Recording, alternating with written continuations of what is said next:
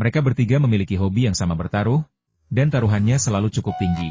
Zhen Dongming menyipitkan mata dan berkata, "Tuan-tuan, bagaimana kalau kita bertaruh berapa lama waktu yang dibutuhkan saudara Ziqiang untuk membunuhnya?" Mendengar ini, dua orang lainnya langsung tertarik. Wang Tianbao, tanpa berpikir panjang, berkata, "Apalagi yang perlu dipikirkan? Dalam 3 tarikan napas, kakak senior Zhang pasti bisa membunuhnya. Kalau tidak salah, junior itu hanya bisa menggunakan 1 mantra ini.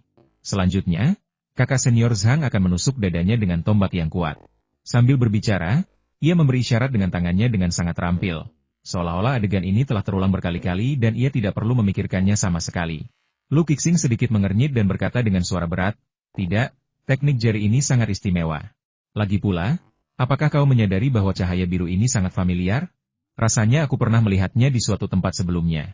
Ia berpikir lama, tetapi masih belum bisa memahami mantra apa cahaya biru ini. Akhirnya, ia pikir ia salah. Lagi pula, bagaimana mungkin seorang kultivator tingkat rendah bisa merapal mantra yang kuat? Memikirkan hal ini, Lu Qixing memberikan perkiraan yang sangat konservatif. Katanya, mengingat kepribadian kakak senior Zhang, mustahil baginya untuk membunuhnya secepat itu. Setidaknya butuh beberapa tarikan napas. Setidaknya 6 tarikan napas atau lebih. Setelah mengatakan itu, ia menyadari bahwa Zhen Dongming di sampingnya belum berbicara, dan tak kuasa menahan diri untuk bertanya, "Kakak senior Zhen, menurutmu butuh berapa tarikan napas?" Zhen Dongming terkekeh dan berkata, "Kurasa butuh waktu sekitar setengah batang dupa."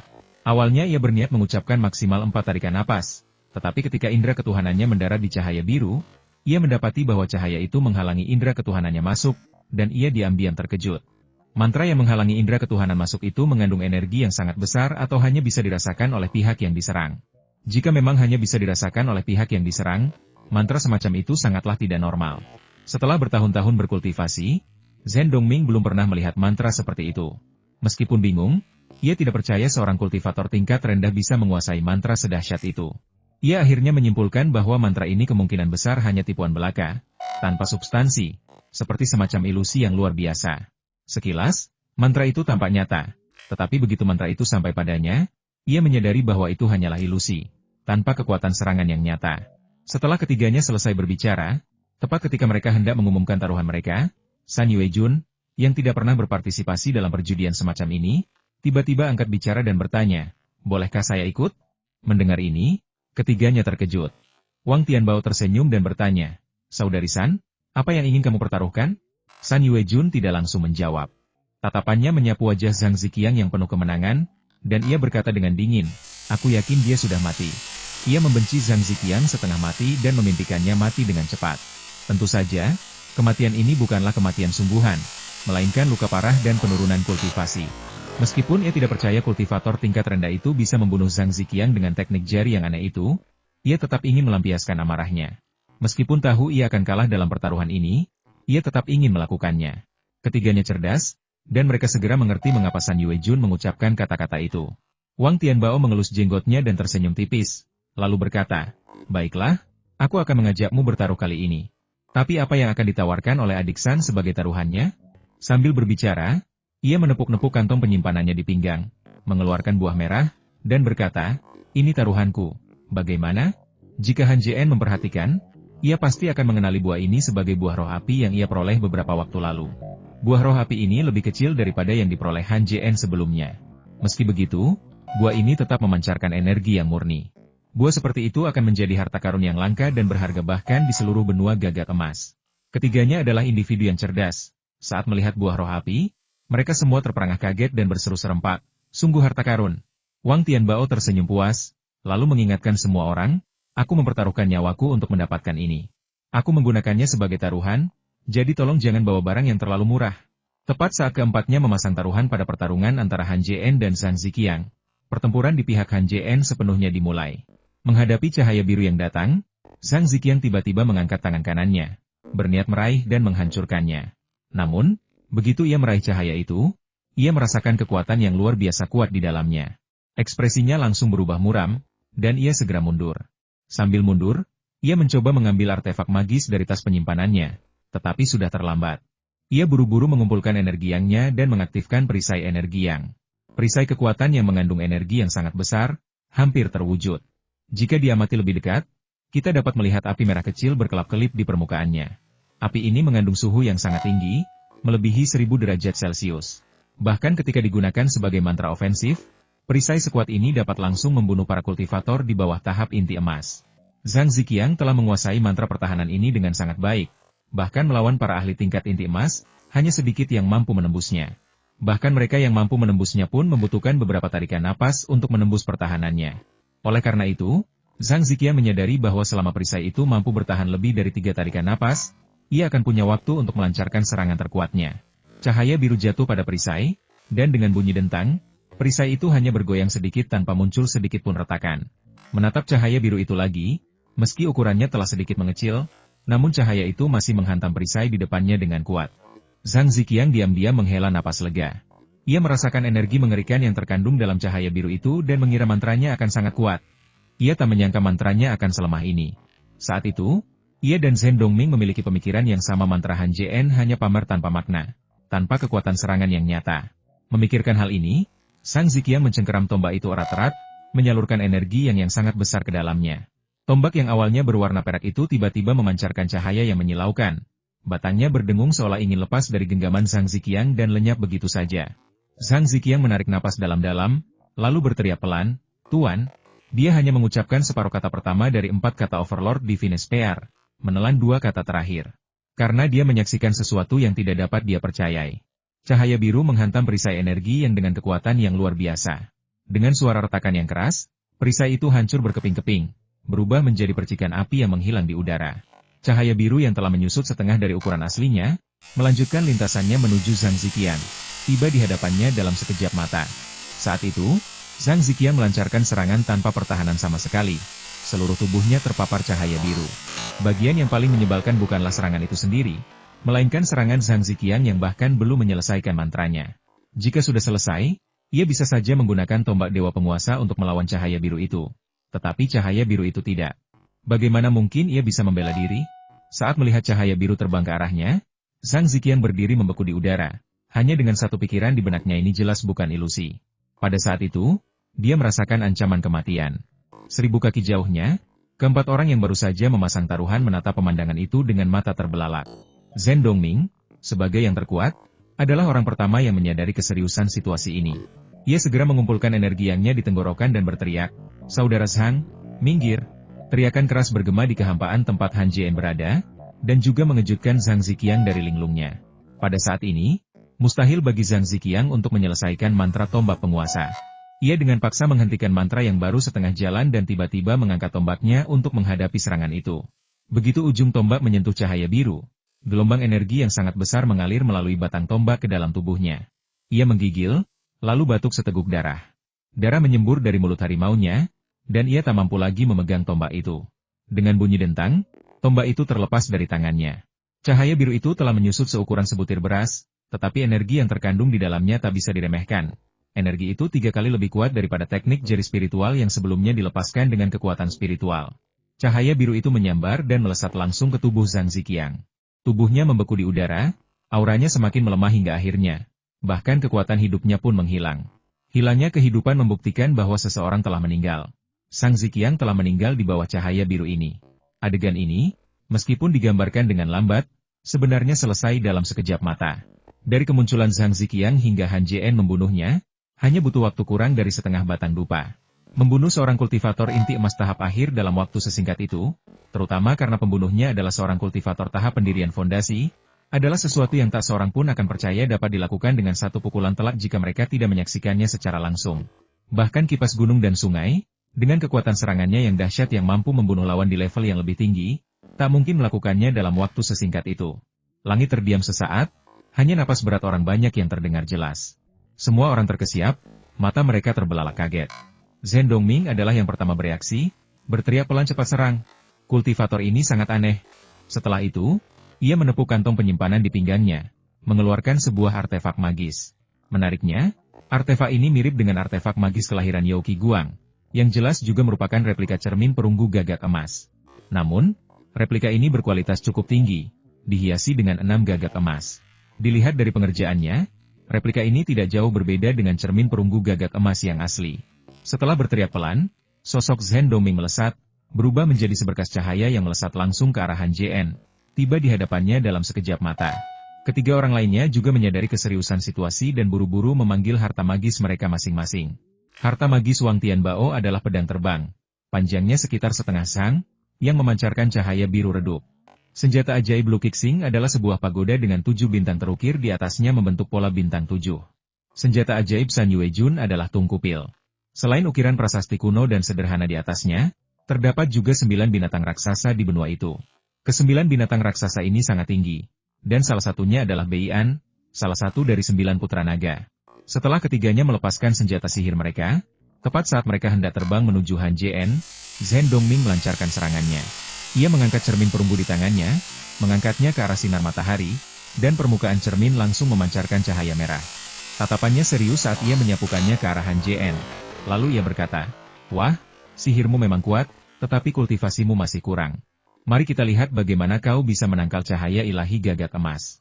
Alis Han Jien berkerut, lalu ia mengangkat tangan kanannya lagi, menunjuk lawannya.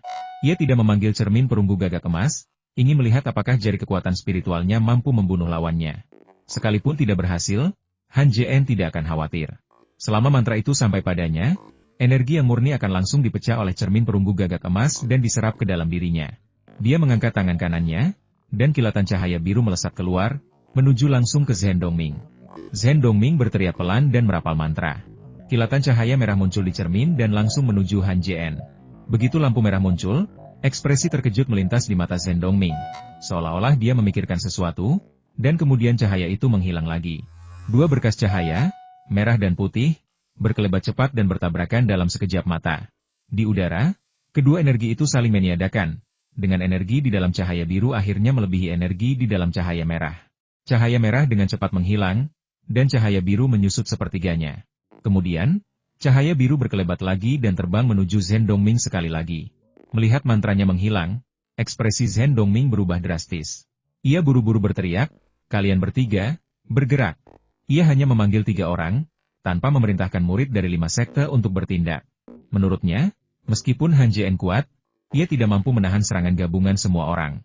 Jika mereka berempat tidak bisa membunuh Han Jien, bahkan jika mereka bekerja sama, mereka tidak akan bisa menunjukkan wajah mereka di benua gagak emas lagi. Ketiga sosok itu melintas dan langsung menuju ke arah Han Jien. Sementara pada saat yang sama, mereka dengan cepat membuat segel tangan. Tatapan Han Jien perlahan berubah dingin. Ia mendengus dalam hati, dan cahaya biru itu tiba-tiba bertambah cepat, tiba di depan Zhen Dongming sekali lagi. Butiran keringat yang tak terhitung jumlahnya muncul di dahi Zhen Dongming. Ia merasakan sesuatu yang aneh pada cahaya biru sebelumnya, dan ketika ia menghadapinya dan menggunakan indera ilahinya untuk merasakannya, ia menemukan bahwa cahaya biru itu mengandung energi yang mengerikan, energi yang tidak dapat ditahan oleh tingkat kultivasinya. Pada saat ini, ia akhirnya mengerti mengapa Zhang Ziqiang terbunuh seketika oleh cahaya biru, bahkan tanpa sempat membahas jiwanya. Zhen Dongming menepuk-nepuk kantong penyimpanan di pinggangnya, mengeluarkan sebuah jimat giok, dan tiba-tiba menghancurkannya. Seketika, energi yang sangat besar terpancar dari jimat itu, mengembun di udara dengan kecepatan yang mencengangkan, membentuk seekor naga api raksasa dalam sekejap mata. Naga itu sepenuhnya terbuat dari api, dan tubuhnya mengandung energi yang sangat besar. Saat melihat naga api muncul, ratusan pembudidaya di belakang mereka menghela napas lega. Satu pukulan Zhang Ziqiang membunuh mereka, membuat para kultivator dari 5 sekte besar terbelalak dan benar-benar ketakutan. Para murid Gunung Wuming, khususnya, tak pernah membayangkan bahwa wakil ketua sekte mereka, anggota terkuat kedua setelah ketua sekte, akan dibunuh oleh seorang kultivator pendirian yayasan. Dan kultivator pendirian yayasan ini bukanlah siapa-siapa di benua ini. Pada saat itu, semua orang percaya bahwa Han Jien pasti menyembunyikan tingkat kultivasinya yang sebenarnya, dan kemungkinan besar adalah mantan ahli tahap Naschen Soul. Jika tidak, ia tidak akan pernah membunuh seorang ahli tahap Golden Core. Banyak murid di antara kerumunan merasa putus asa dan mempertimbangkan untuk mundur dan melarikan diri. Banyak yang sudah memutuskan bahwa jika kelima wakil ketua sekte terbunuh, mereka tidak akan pernah tinggal untuk bertarung. Karena ini seperti ngengat yang tertarik pada api, ditakdirkan untuk kehancuran. Oleh karena itu, semua orang dipenuhi kecemasan, diam-diam berharap keempat wakil ketua sekte akan membunuh lawan mereka. Namun, setelah mengamati cukup lama, mereka masih tidak menyadari bahwa yang lain berada di atas angin, dan kekhawatiran mereka justru semakin kuat. Namun, ketika mereka melihat Zhen Dongming memanggil naga api, keputusasaan mereka kembali berkobar, karena naga api ini sangat kuat. Tak hanya serangannya yang dahsyat, pertahanannya juga luar biasa kuat. Bahkan cermin perunggu gagak emas pun akan kesulitan menembus pertahanan naga api jika digunakan sendirian. Saat Zhen Dongming menghancurkan jimat giok itu, semua orang menghela napas lega. Tetapi jauh di lubuk hati mereka tercengang. Karena jika jimat itu memiliki serangan dan pertahanan sekuat itu saat digunakan sendiri, apalagi kekuatannya saat meledak dengan seluruh energinya, tak seorang pun tahu. Banyak yang tak kuasa menahan diri untuk berpikir bahwa dengan kemunculan naga api ini, pertempuran telah berakhir. Melihat naga api yang melayang di depannya, Zhen Dongming tahu dia tidak akan terluka, tetapi hatinya berdarah.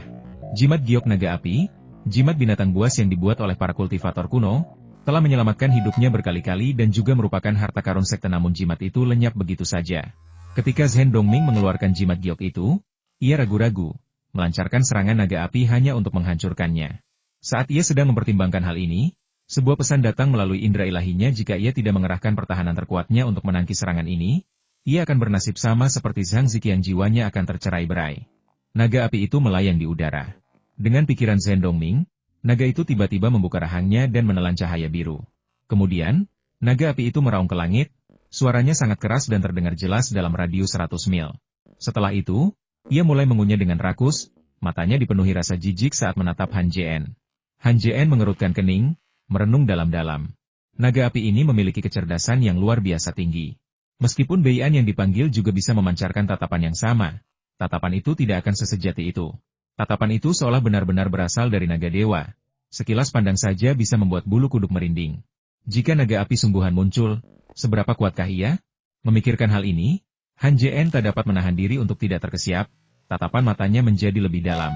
Saat itu, mereka bertiga telah tiba di hadapan Zhen Dongming. Mantra mereka sudah terbentuk dan hendak merapalnya pada Han Jian ketika mereka mendengar Zhen Dongming melambaikan tangannya dan berkata, "Tuan-tuan, anak ini sangat aneh. Energi yang terkandung dalam mantra itu sangat istimewa. Itu sama sekali bukan energi yang dari benua ini. Mantra kalian tidak akan banyak berpengaruh padanya. Biarkan naga apiku yang melakukannya." Ketiganya bertukar pandang, sedikit keraguan terpancar di mata mereka. Kemudian, mengingat kematian Zhang Ziqiang yang mendadak, mereka akhirnya mengangguk. Lu Qixing melirik Han Jian dan berkata, "Rekan Daoisen, mari kita perjelas dulu, terlepas dari siapa yang menang atau kalah dalam duel ini, itu tidak ada hubungannya dengan perjanjian kita sebelumnya." Zhen Dongming mengerutkan kening dan berkata dengan sedih, "Saudara Lu, kau salah. Kalau aku tidak memanggil naga api, bisakah kau membunuhnya?" Lu Qixing mendengus dingin. Ia ingin membantah, tetapi ia tak berani mempertaruhkan nyawanya. Lagi pula, mereka semua telah menyaksikan Zhang Ziqiang membunuhnya seketika. Zhen Dongming tersenyum puas, tatapannya menyapu kedua orang lainnya. Melihat mereka tetap diam, seolah-olah setuju, ia mengangguk dan berkata, "Kalian bertiga, setelah aku menjadi pemimpin aliansi, aku pasti tidak akan memperlakukan kalian dengan tidak adil. Setelah membasmi semua sekte di wilayah barat, selain komando terpadu, aku juga akan menunjukkan mantra-mantra sekte tersebut. Bagaimana menurutmu?" Mendengar ini, mereka bertiga secara bersamaan memperlihatkan ekspresi terkejut dan gembira. Jelas sangat tertarik pada keajaiban lembah Tianhuang. Di sisi lain, Han Jian sama sekali tidak takut, sama sekali tidak menganggap serius kerumunan di hadapannya. Alasan ia tidak menggunakan jurus pamungkasnya ada dua. Pertama, untuk berjaga-jaga terhadap seorang ahli tahap jiwa baru lahir, dan kedua, dan yang terpenting, karena kultivasinya telah mencapai kesempurnaan agung tahap pendirian fondasi, ia ingin menerobos. Selain memiliki pil api dan sejumlah besar kekuatan ganda, ada cara lain untuk meningkatkan kultivasinya, pertarungan hidup atau mati. Ketika seorang kultivator bertempur, mereka tidak hanya memusatkan energi mental secara intens, tetapi juga mengeluarkan energi yang sangat besar, terkadang bahkan hingga kelelahan. Pada saat ini, sebuah koneksi yang menakjubkan muncul antara tubuh mereka dan langit serta bumi.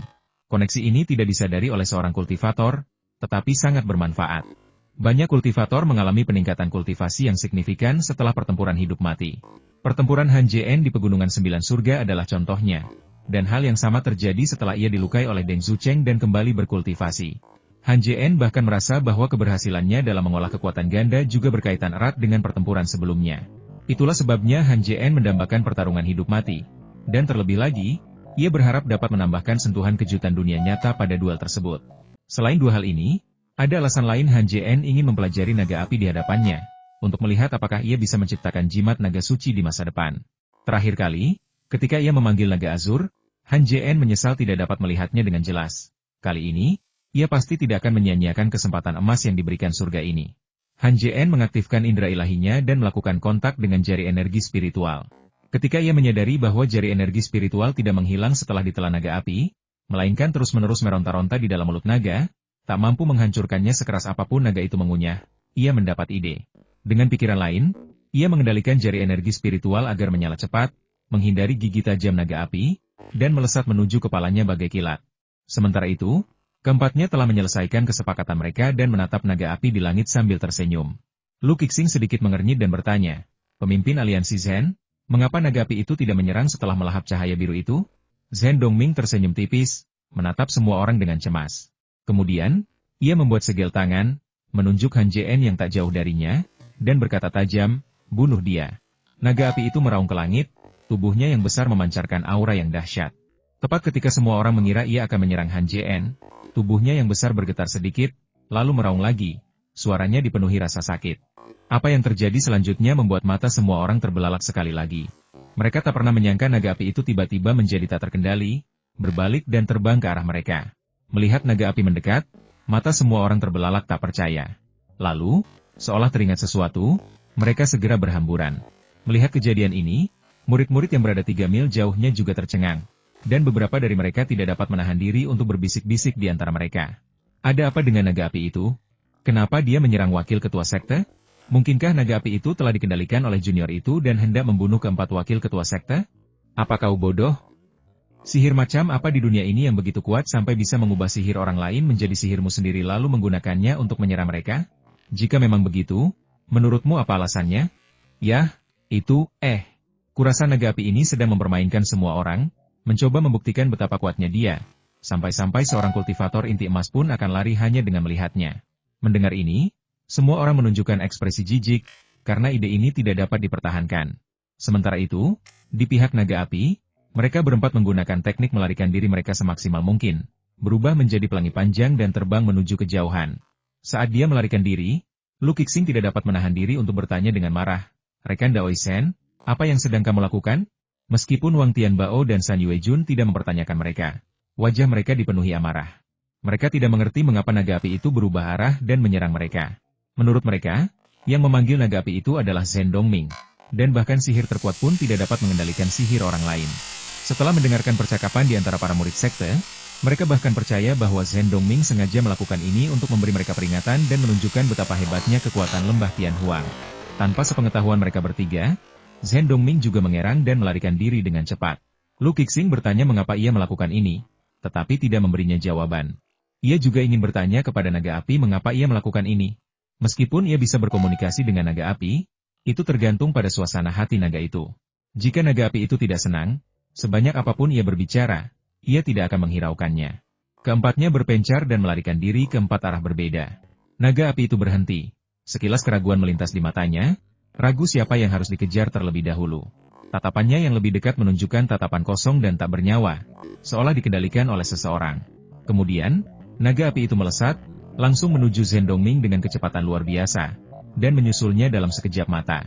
Alasan naga api berubah arah di saat genting sebenarnya cukup sederhana. Ketika jari energi spiritual memasuki otak naga api, ia mulai melahap jiwanya. Meskipun naga api sekuat itu, jiwanya sangat rapuh dan langsung dilahap oleh jari energi spiritual. Ukuran jari itu hanya sedikit berkurang. Setelah jiwa naga api diserap, kesadarannya benar-benar kosong. Indra ketuhanan Han Jien bergejolak, dan secercah indra ketuhanannya, yang diaktifkan oleh jari energi spiritual, tiba-tiba muncul, memasuki kesadaran naga, dan mulai mengendalikannya. Awalnya, kendali Han Jien sangat canggung, dan naga api itu secara tidak sadar menolak kendalinya. Inilah mengapa ia ragu-ragu saat mengejar keempatnya. Setelah Han Jien sepenuhnya mengendalikan tubuh naga api, keraguan itu lenyap, digantikan oleh dingin dan kejam. Jika ada kultivator yang memperhatikan mata naga api itu, mereka akan tercengang. Itu bukan mata binatang iblis, melainkan ekspresi manusia. Melihat naga api itu mendekat dengan cepat, Zen Dongming tak kuasa menahan diri. Sambil melarikan diri, ia mengumpat, "Binatang, apa yang kau lakukan?" Naga api itu tidak menjawab pertanyaannya. Tiba-tiba ia mempercepat lajunya dan tiba di depan Zen Dongming. Kemudian ia membuka mulutnya dan menyemburkan api merah tua. Cahaya biru berkelap-kelip di dalam api itu, yang merupakan jari energi spiritual yang ia gunakan sebelumnya. Zen Dongming mengeluarkan sejumlah besar harta sihir pertahanan dari tas penyimpanannya, tetapi harta-harta itu hancur begitu muncul di bawah serangan bola api. Setelah lebih dari 10 harta sihir hancur, Zhen Dongming tidak memiliki harta sihir yang tersisa. Ia berteriak pelan, melepaskan energi yang di tubuhnya, dan dengan cepat membentuk segel tangan, dan sebuah perisai persegi besar muncul di belakangnya. Setelah merapal mantra, wajah Zhen Dongming memucat. Ia melepaskan indera kedewaannya dan merasakan Lu Kixing dan dua orang lainnya telah melarikan diri ke kerumunan. Ketika ia melihat para murid lembah Tianhuang terbelalak dan membeku di tempat, ia semakin marah. Ia merasakan dorongan untuk membunuh para kultivator ini dan berteriak dengan marah, "Apa yang kalian semua berdiri di sana? Ayo selamatkan aku." Setelah mengatakan itu, Zhen Dongming menarik napas dalam-dalam, kekhawatirannya sirna. Mantra yang baru saja ia lontarkan sama kuatnya dengan naga api dalam hal pertahanan, dan bahkan mampu menahan serangan berkekuatan penuh dari monster tahap Naschen Soul untuk sementara waktu. Asalkan semua orang datang, membunuh naga api itu bersama-sama tidak akan sulit. Meskipun ide Zhen Dongming bagus, dia tidak tahu bahwa ide yang tidak terlalu menuntut ini tidak akan pernah terwujud. Bola api itu menghantam perisai dengan bunyi retakan yang keras, menyebabkannya bergetar hebat. 3 tarikan napas kemudian, bola api itu menghilang, meninggalkan retakan pada perisai, tetapi perisai itu tidak runtuh. Zhen Dongming menoleh ke belakang, merasa lega, lalu berteriak pelan, "Padatkan." Tepat saat dia hendak memadatkan perisainya, kilatan cahaya biru muncul di depan perisai itu saat dia membuat segel tangan, langsung menghancurkannya. Lalu kilatan cahaya biru muncul, menuju langsung ke Zhen Dongming. Saat itu, Zhen Dongming hendak menggunakan sisa energiannya untuk memperkuat perisainya, tanpa menyangka bola api itu juga membawa cahaya biru. Untuk sesaat, ia tak mampu merapal mantra dan hanya bisa menyaksikan tanpa daya cahaya biru itu merasuki tubuhnya. Energi yangnya terkuras, membuatnya tak mampu menahan serangan jari energi spiritual. Jari energi spiritual itu langsung merasuki otaknya, melahap jiwanya. Semua ini tampak seperti cerita panjang, tetapi sebenarnya terjadi dalam sekejap mata. Lebih dari 20 kultivator inti emas dari lembah Tianhuang baru terbang setengah jalan ketika mereka menyaksikan wakil master sekte mereka, yang terkuat kedua di lembah itu, dimusnahkan dan tubuhnya jatuh dari langit. Saat melihat kematian Zhen Dongming, ekspresi semua orang berubah, dan mereka segera berhenti dan bersiap untuk kembali melalui jalan yang mereka lewati saat datang. Orang-orang ini sangat menyadari kekuatan naga api. Dalam situasi 1 lawan 1, hampir tidak ada ahli tingkat inti emas yang dapat menandinginya. Kemampuan bertahan naga api yang luar biasa membuatnya mustahil untuk dikalahkan tanpa serangan gabungan dari setidaknya 20 orang kuat. Meskipun mereka memiliki cukup tenaga, mereka kekurangan seorang anggota inti. Tanpa komando Zhen Dongming, bahkan jika mereka memiliki keberanian terbesar, mereka tidak akan berani membunuh naga api itu. Bahkan beberapa orang yang lebih berani dan ingin membalas dendam pada Zhen Dongming lenyap begitu mereka melihat sebagian besar yang lain berbalik dan berlari. Mereka semua mengerti bahwa saat ini bukan adu tingkat kultivasi, tetapi adu teknik melarikan diri. Siapapun yang lambat melarikan diri akan kehilangan nyawanya. Tepat saat semua orang hendak berpencar dan melarikan diri, naga api itu melintas dan muncul di samping mereka, lalu mengayunkan ekornya. Di udara, ekor naga raksasa itu tiba-tiba menyambar, langsung menuju ke arah kelompok itu. Ekspresi mereka berubah drastis. Beberapa merapal mantra pertahanan, yang lain memanggil artefak sihir pertahanan, tetapi sia-sia. Ekor naga itu mendarat di depan mereka, langsung menghancurkan mantra terkuat sekalipun, sebelum menghantam dada mereka. Pada saat ini, tubuh setiap orang tampak seperti bibit gandum yang rapuh, membungkuk karena angin sepal-sepai. Serangkaian suara retakan terdengar, dan tubuh mereka, bagaikan layang-layang yang putus talinya, langsung terlempar ke udara. Di udara, semua orang terbatuk darah, wajah mereka sepucat kertas, energi yang mereka lenyap sepenuhnya. Jelas, mereka menderita luka yang tak dapat disembuhkan akibat serangan ini. 3 mil jauhnya, Lu Kixing dan yang lainnya kembali terkesiap. Mereka tahu naga api yang muncul setelah menghancurkan jimat giok itu kuat, tetapi mereka tidak menyangka akan sekuat ini.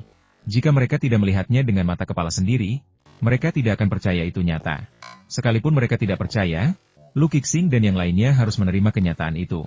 Mereka bertiga saling bertukar pandang, dan mereka semua melihat keputusan di mata masing-masing. Pergi. Ketiga sosok itu melesat dan pergi bersamaan. Namun, sesaat setelah mereka melarikan diri, ketiganya menatap Han Jien. Ingin sekali mengukir bayangan kultivator di depan mereka dalam-dalam di hati mereka. Para kultivator lainnya, melihat wakil ketua sekte pergi, melirik dengan penuh simpati ke arah murid lembah Tianhuang yang sudah terluka parah. Para murid Gunung Wuming memiliki perasaan yang paling rumit. Wakil ketua sekte telah meninggal, dan mereka khawatir tentang bagaimana menjelaskan hal ini kepada ketua sekte ketika mereka kembali. Setelah semua orang pergi, Han Jien tidak mengejar mereka. Ia melesat ke depan naga api dan mengeluarkan batu giok biasa dari tas penyimpanannya. Kemudian, ia berteriak pelan, "Bubar." Cahaya merah menyala di tubuh naga api, berubah menjadi ribuan percikan api. Ia melepaskan indera ilahinya, menyelimuti percikan api tersebut dan dengan paksa menarik percikan api tersebut ke dalam jimat giok. Setelah semua percikan api masuk, sebuah pola berbentuk naga muncul di jimat, menyerupai naga api yang sebelumnya ia panggil. Namun, pola naga itu sangat kabur, yang jelas menunjukkan bahwa ia hanya bisa memanggil naga api sekali lagi. Yao Qiguang dan Dong Di berdiri di tepi formasi, mengamati pertempuran dengan saksama. Ketika Han Jien dengan mudah membunuh Zhang Ziqiang, mulut mereka ternganga. Apa yang terjadi selanjutnya bahkan lebih tak terbayangkan bagi mereka. Terutama tindakan Han Jien yang dengan paksa mengembalikan jimat giok yang hancur setelah semua orang melarikan diri sungguh di luar pemahaman mereka. Karena itu, mulut mereka tetap ternganga sejak saat itu.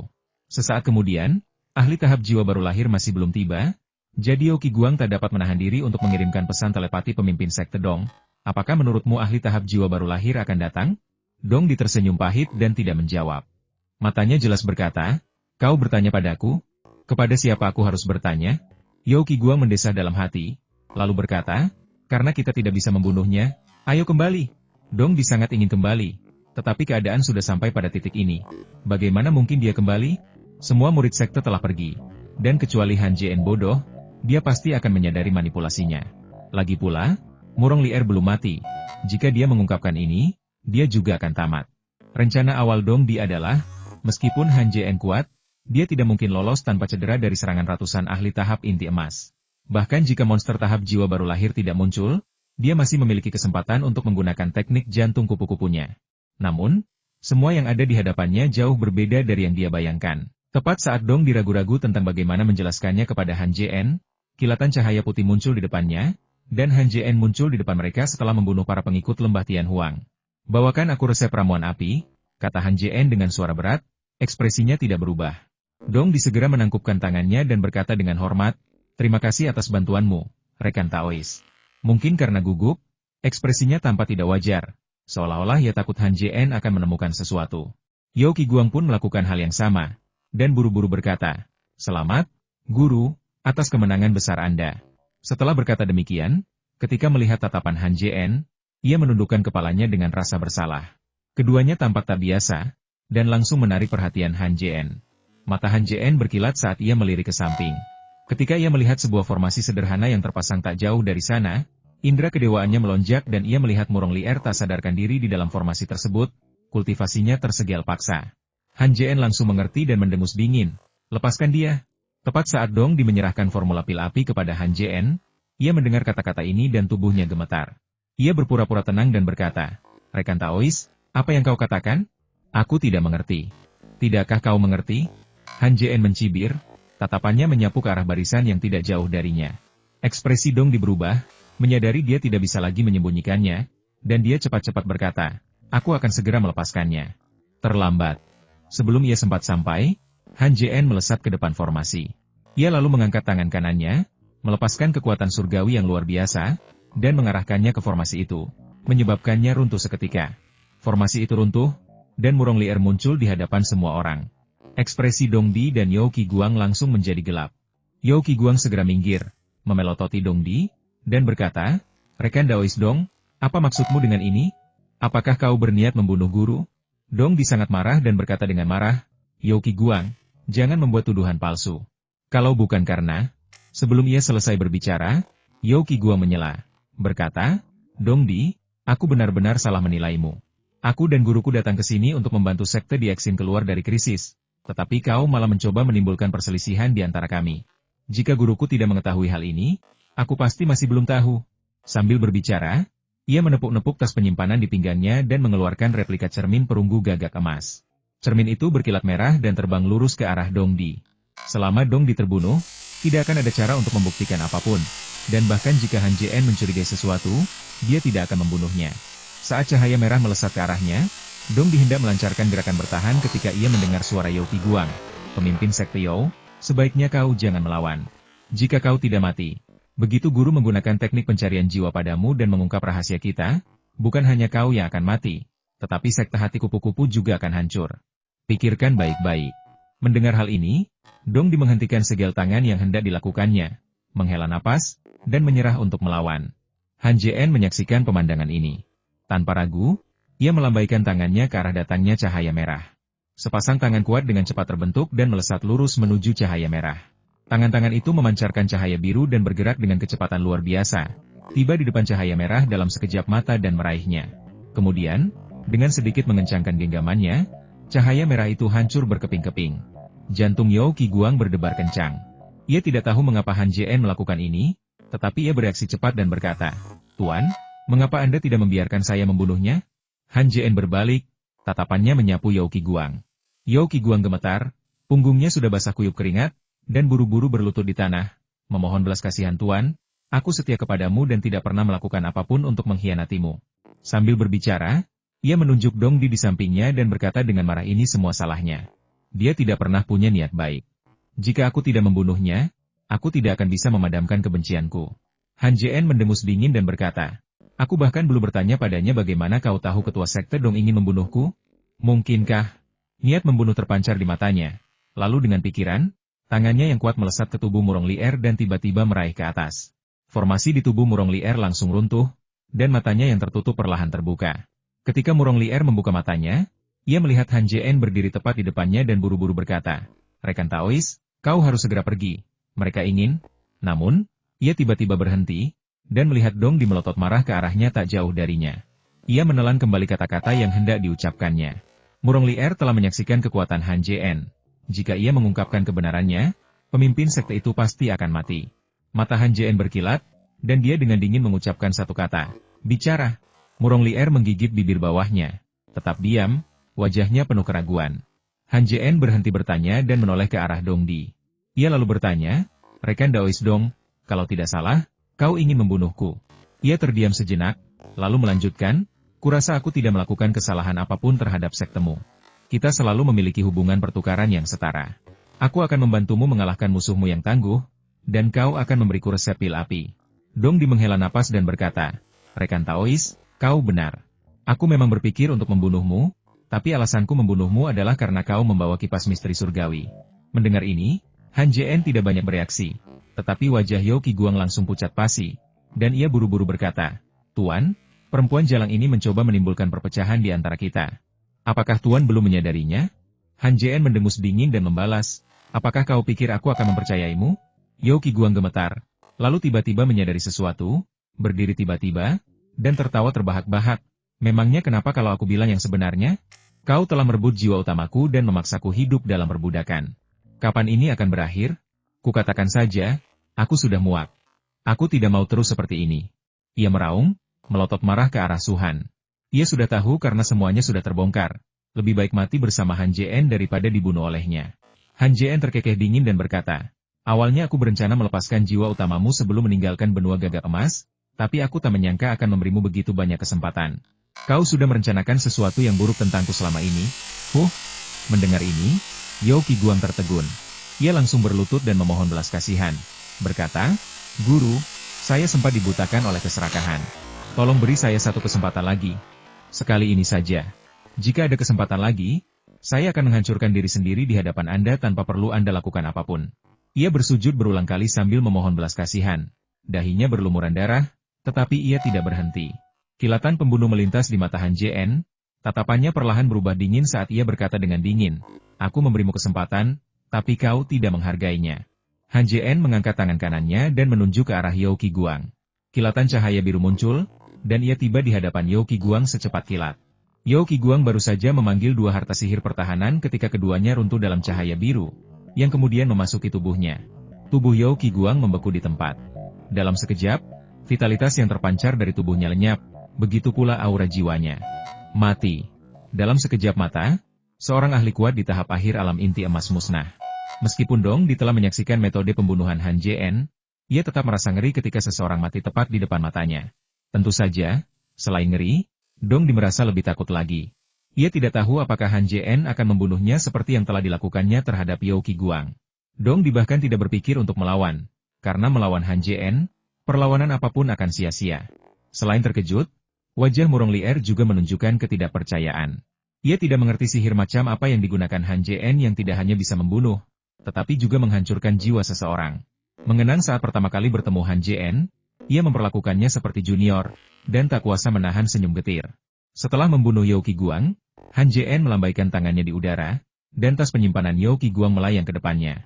Ia memasukkan tas penyimpanan itu ke dalam saku di pinggangnya, lalu menatap Dong Di dan berkata, "Rekan Daois Dong, aku tidak ingin membahas masa lalu. Meskipun kau ingin membunuhku, aku tahu dia terlibat dalam provokasi. Tapi kau menyerangku untuk keuntungan pribadi. Apa kau pikir aku akan membiarkanmu lolos begitu saja?" Dong Di menghela napas, wajahnya penuh kepasrahan, lalu memejamkan mata dan berkata, "Lakukan saja. Aku tidak punya apa-apa untuk dikatakan." Murong Lier segera menghampiri Han Jien dan berkata, "Rekan Taois, aku mohon padamu untuk membebaskan pemimpin sekte. Jika dia mati, seluruh sekte akan tamat." Han Jien tertawa sinis dan berkata, "Para kultivator sekte hati kupu-kupu sudah pergi semua, jadi tidak masalah jika dia mati." Ia lalu menatap Murong Lier dan berkata, "Tidak bisakah kau mengelola sekte hati kupu-kupu?" Ketika mendengar kata-kata ini, Murong Lier hendak melanjutkan membujuk Han Jien agar tidak membunuh Dong Di. Ia sedikit terkejut, mengangkat tangan kanannya dan menunjuk dirinya sendiri, lalu berkata dengan heran, "Apa katamu? Aku akan menjadi pemimpin sekte?" Han Jien mengangguk dan berkata, "Benar sekali, menurutku kamu lebih cocok daripadanya." Tapi Murong Lier ingin membantah, tapi Han Jien memotongnya. Tatapan Han Jien menajam, dan ia berkata dengan suara berat, "Berhenti bicara, dia harus mati. Ia tidak akan membunuh orang baik, juga tidak akan membunuh orang jahat." Mengingat Dong Di telah menyerahkan formula pil itu, Han Jien menarik napas dalam-dalam dan berkata, "Pemimpin sekte Dong, lakukan sendiri." Dong Di tertegun. Ia mengira akan berakhir seperti Yao Qiguang. Jiwanya tercerai-berai. Namun, Han Jien tidak menyangka ia akan bunuh diri. Ia berseru kaget, "Kau benar-benar ingin aku bunuh diri?" Bunuh diri berbeda dengan jiwa yang tercerai-berai. Secara teori, setelah jiwa tercerai-berai, ia menghilang dari dunia ini. Bunuh diri berbeda. Setelah bunuh diri, jiwa memasuki dunia roh, yang juga dikenal sebagai alam kematian. Dong Di membuka matanya dan melihat Han Jien diam-diam menyetujui pertanyaannya. Ia segera berkata dengan penuh rasa terima kasih, "Terima kasih, rekan Taois." Setelah berkata demikian, ia menampar kepalanya dan bunuh diri. Melihat pemimpin sekte itu mati di depan matanya, Murong Lier menggigit bibir bawahnya, meneteskan air mata kesedihan, dan tersedak. "Mengapa kau membunuhnya?" "Mengapa?" Ekspresi Han Jien tetap tidak berubah. Ia telah membunuh banyak orang, dan hatinya sudah dingin. Namun, melihat Murong Lier menangis, ia tak kuasa menahan diri untuk berkata, "Kenapa kau menangis? Bukankah seharusnya pemimpin sekte seperti ini mati? Jika seseorang memperlakukanmu seperti itu, dan kau berada di pihakku, apakah kau akan membunuh mereka atau tidak?" Pertanyaan ini bukan hanya untuknya, tetapi juga untuk dirinya sendiri. Saat Han Jien memutuskan untuk membunuh Yao Qiguang dan Dong Di, hasrat membunuh yang kuat membuncah dalam dirinya, bahkan memengaruhi emosinya. Tadi, jika ia tidak bertekad melawan hasrat membunuh itu, ia pasti sudah membunuh Dong Di. Justru karena ia berhasil mengatasi hasrat membunuh dalam dirinya, ia membiarkan Dong Di bunuh diri. Di saat yang sama, ia menyadari masalah yang sangat serius sejak mengembangkan kekuatan ganda, ia telah mengembangkan hasrat membunuh yang kuat. Semakin banyak ia membunuh, semakin nikmat ia rasakan. Itulah sebabnya ia begitu kejam membunuh Zhang Ziqiang dan yang lainnya. Membunuh mereka dengan satu pukulan. Murong Lier menundukkan kepalanya, merenungkan kata-kata Han Jien. Setelah beberapa saat, ia berkata, "Entahlah. Mungkin aku akan membunuhnya, mungkin juga tidak. Lagi pula, dia memberimu formula pil api, dan itu seharusnya cukup untuk menyelamatkan hidupnya." Saat ini, ia juga merasa Dong Di salah, tetapi ia tetap percaya bahwa kejahatan Dong Di tidak pantas dihukum mati. Han Jien menatap langit, tersenyum tenang, dan berkata, "Aku tidak akan membunuh orang baik, dan aku juga tidak akan melepaskan orang yang ingin membunuhku. Dia bisa membunuhku demi keuntungan. Jika seseorang ingin bekerja sama dengannya lagi, bukankah mereka akan membunuhku untuk alasan yang sama? Kau baru saja mendengarnya, aku bukan seorang kultivator dari benua ini. Aku dalam bahaya besar di sini. Aku mungkin mati besok. Aku harus belajar melindungi diriku sendiri." Pada titik ini, Han Jien merasa dia terlalu banyak bicara hari ini. Jadi dia mengganti topik pembicaraan dan berkata, "Aku juga ingin kamu membantuku." "Apa yang bisa saya bantu?" tanya Murong Lier tanpa berpikir. Han Jien tanpa basa-basi berkata, "Jika kau bisa membantuku mendapatkan bahan-bahan untuk pil api, aku akan memberimu senjata ajaib." Murong Lier tersenyum tenang, tidak terlalu memikirkan kata-kata Han Jien, dan berkata, "Meskipun kau mengambil tas penyimpanan mereka, mungkin tidak ada harta sihir yang bagus di dalamnya. Apa yang akan kulakukan dengan barang-barang itu?" Saat mengatakan ini, ia tiba-tiba menyadari sesuatu. Tubuhnya sedikit gemetar, dan ia berseru, "Mungkinkah?" Tatapan Han Jien bertemu dengan tatapan mata Murong Lier. Ia mengangguk dan berkata, "Asalkan kau membantuku menemukan sisa ramuan obatnya, aku akan memberimu kipas misteri surgawi." Mendengar ini, Murong Lier tersentak. Kipas misteri surgawi sangat terkenal di benua gagak emas, bahkan masuk dalam peringkat 10 harta karun magis teratas. Membayangkan Han Jien memberinya harta karun yang tak tertandingi itu terasa seperti mimpi. Dan ia tergagap, kau benar-benar ingin memberikannya padaku? Aku tidak bercanda. Tatapan Han Jien dingin, tapi nadanya sangat tegas. Mendengar jawaban ini, Murong Lier merasa gembira sekaligus sedikit bingung. Namun, tanpa banyak berpikir, ia tiba-tiba berkata, tidak akan sulit bagiku untuk mengumpulkan bahan-bahannya untukmu. Tetapi kau harus berjanji satu hal. Alis Han Jien berkerut, dan dia bertanya, ada apa? Murong Lier berpikir sejenak, tetapi tidak menyebutkan apa yang baru saja dipikirkannya. Sebaliknya, ia berkata, sebenarnya, tidak sulit bagimu untuk menemukan ramuan obat itu. Konon, pemimpin sekte mulai mengumpulkannya beberapa tahun yang lalu, dan ia telah menemukan semuanya kecuali beberapa yang langka. Ia terdiam sejenak, lalu melanjutkan, di antara pil api, selain 49 jenis ramuan obat, yang paling berharga adalah inti iblis dari binatang iblis api. Aku bisa mendapatkan ramuan lainnya untukmu dalam waktu singkat, tapi ini, ia menatap Han Jien, matanya penuh ketidakberdayaan, seolah berkata aku benar-benar tidak bisa mendapatkan ini. Han Jien menepuk tas penyimpanan di pinggangnya, mengeluarkan batu bundar yang tampak seperti batu, dan melambaikannya di depan Murong Lier. Batu itu seluruhnya berwarna merah, hanya seukuran telapak tangan, dan memancarkan energi spiritual yang kaya. Jika Anda mendekat, Anda bahkan bisa mencium aroma samar. Tidak hanya kultivasinya yang mendalam, tetapi juga kepekaannya yang luar biasa terhadap tanaman obat, ia langsung mengenalinya sebagai inti iblis dari binatang iblis api dan tak kuasa menahan napas, berseru, ini inti iblis dari binatang iblis api? Han Jien mengangguk dan memasukkan inti iblis ke dalam tas penyimpanannya. Dengan lambaian tangannya, tas penyimpanan dong mendarat di tangannya.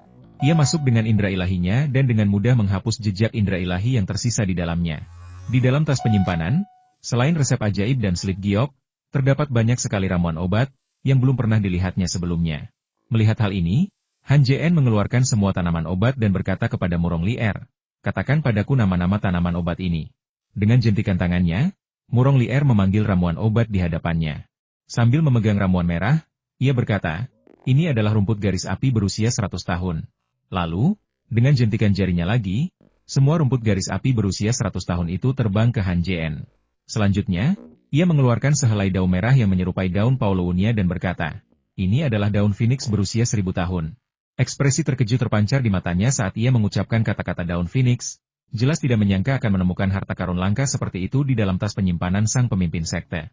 Setengah jam kemudian, Murong Lier selesai membagikan semua ramuan obat, yang kemudian dimasukkan Han Jien ke dalam tas penyimpanannya. Han Jien menepuk-nepuk tas penyimpanan di pinggangnya, mengeluarkan selembar batu giok, lalu memasukinya dengan indera ilahinya untuk memeriksanya dengan saksama. Lembar giok ini berisi resep ramuan api. Selain inti iblis dari binatang iblis api, ramuan api membutuhkan 49 jenis herba obat. Herba termuda berusia setidaknya 100 tahun, sementara yang tertua berusia 1000 tahun. Contohnya, daun Phoenix yang baru saja kita lihat. Dong memiliki banyak herba obat di tas penyimpanannya, tetapi hanya 43 yang bisa digunakan, 5 lainnya hilang. Han Jien mengerutkan kening, raut kekecewaan terpancar di matanya, lalu berkata, masih butuh 5 lagi. Katakan saja apa yang ingin kau katakan tadi.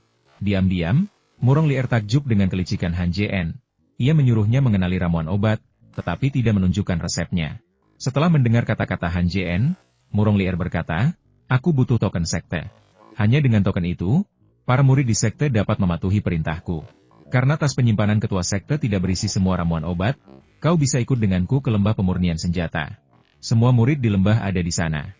Han Jien berpikir sejenak dan menyadari mengapa Murong Lier memintanya pergi. Ada 3 alasan untuk pergi ke sana.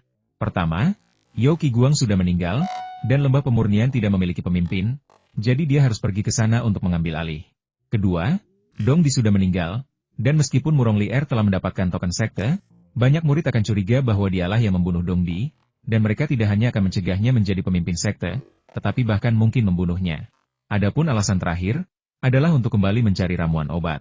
Setiap tetua sekte hati kupu-kupu memiliki banyak ramuan obat, dan mungkin para murid itu dapat menyediakan ramuan yang hilang. Memikirkan hal ini, Han Jien mengangguk dan berkata, baiklah, aku akan pergi bersamamu. Ketika Murong Lier mengatakan ini, ia mengira Han Jien akan bertanya mengapa, dan ia akan menjelaskannya. Tanpa diduga, Han Jien tidak hanya tidak bertanya, tetapi juga langsung setuju. Tatapan mata Murong Lier ke arah Han Jien berubah.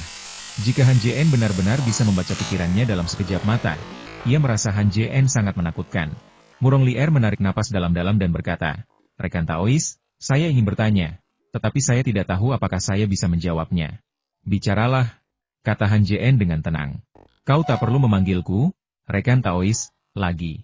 Kalau kau menganggapku teman, kau boleh memanggilku dengan namaku. Namaku Han Jien." Han Jien menganggap dirinya pandai menilai karakter. Meskipun belum lama mengenal Murong Lier, ia tahu bahwa wanita itu adalah orang yang saleh. Jika tidak, wanita itu tidak akan datang memperingatkannya ketika Dong diam-diam mencoba membunuhnya. Meskipun upayanya untuk memperingatkannya gagal dan ia kemudian ditangkap, motif Han Jien saja sudah cukup untuk meyakinkannya bahwa Murong Lier bisa menjadi teman.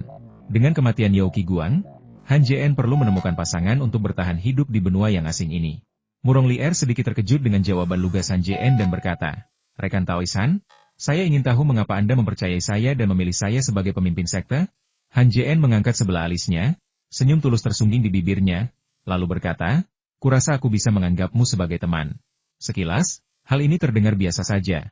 Tetapi setelah mendengarkan lebih dekat, kita akan menyadari sedikit kekakuan dalam nada bicara Han Jien saat mengucapkan kata teman.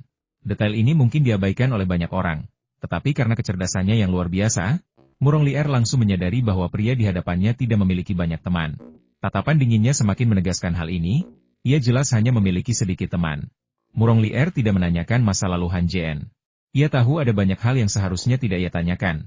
Jika ia bertanya, mereka mungkin tidak akan bisa tetap berteman. Ia menarik napas dalam-dalam dan berkata, "Kita akan selalu berteman."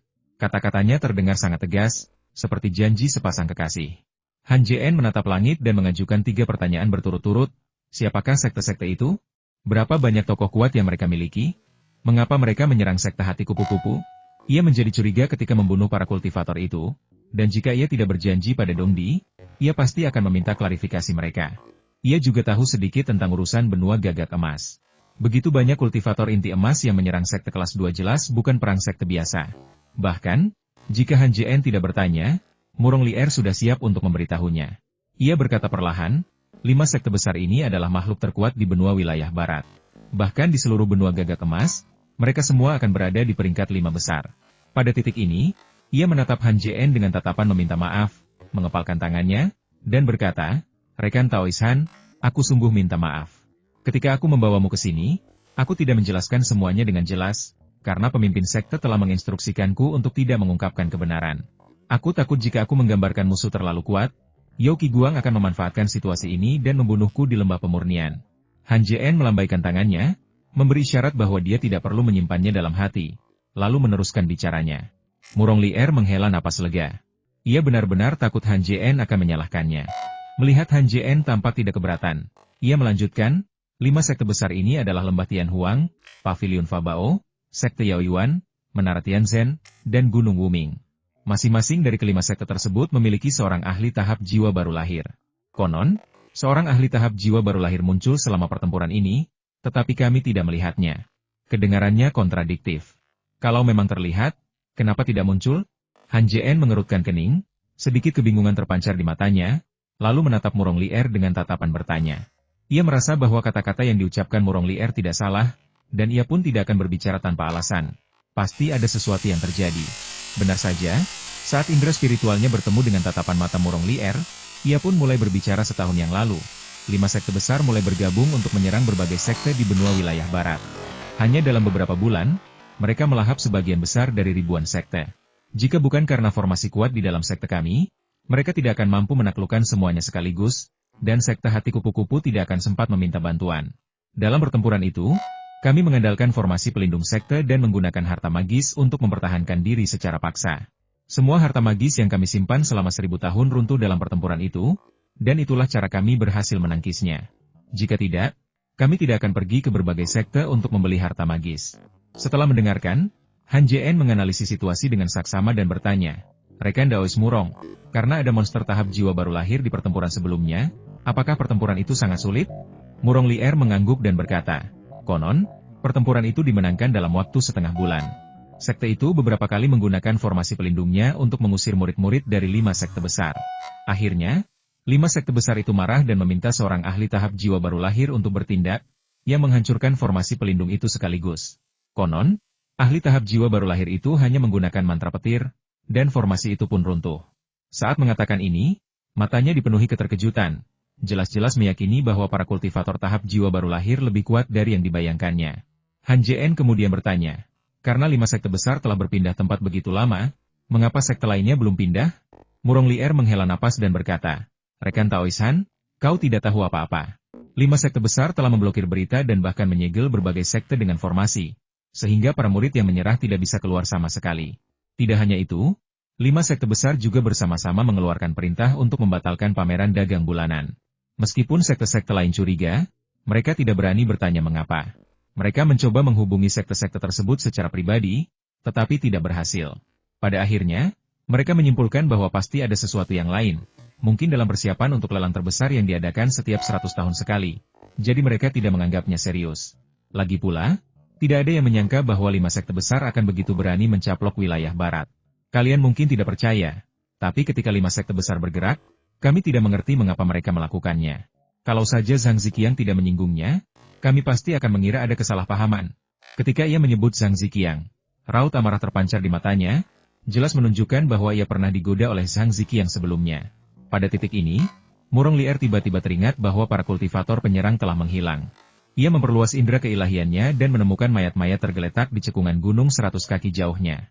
Saat indera keilahiannya mendarat pada mereka, ia mendapati bahwa meskipun mayat-mayat itu hancur dan berdarah, raut wajah mereka masih terlihat jelas. Ketika ia melihat wajah pria itu, ia langsung berseru kaget, dia mati. Ah! Zhen Dongming juga mati.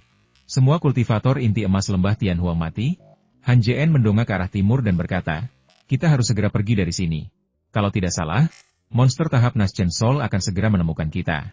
Murong Lier tersenyum pahit dan berkata, meskipun dunia ini luas, kekuatan 5 sekte besar bahkan lebih besar. Kau membunuh begitu banyak orang sekaligus, apa kau pikir mereka akan membiarkan kita pergi? Han JN berpikir sejenak dan berkata, aku punya tempat di mana 5 sekte besar tidak dapat menemukanmu untuk saat ini. Lalu bagaimana setelah itu? Murong Lier terkejut melihat kurangnya keberanian Han JN. Han JN mengepalkan tinjunya, seringai jahat tersungging di wajahnya.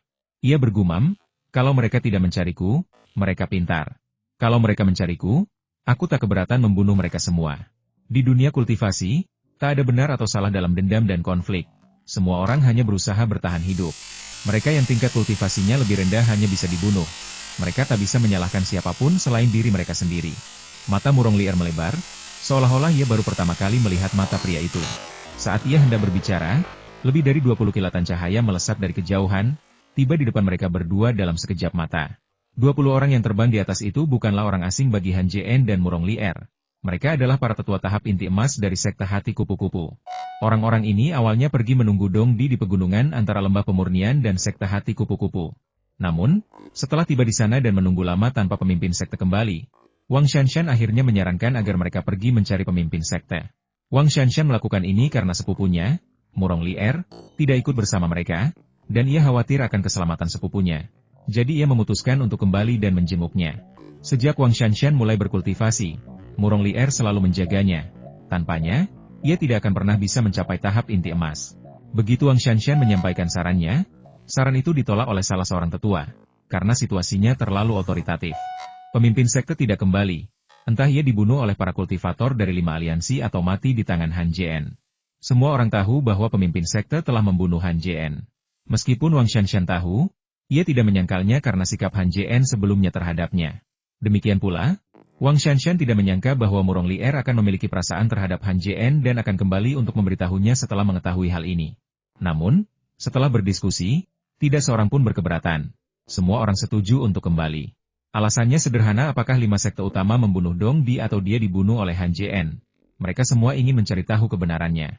Jika Dong Di dibunuh oleh tokoh-tokoh berpengaruh dari 5 sekte besar, bahkan jika mereka bersembunyi di ujung bumi, mereka tidak akan memiliki kesempatan untuk meninggalkan wilayah barat hidup-hidup. Wilayah barat telah disegel oleh 5 sekte besar. Kemana mereka mungkin bisa melarikan diri?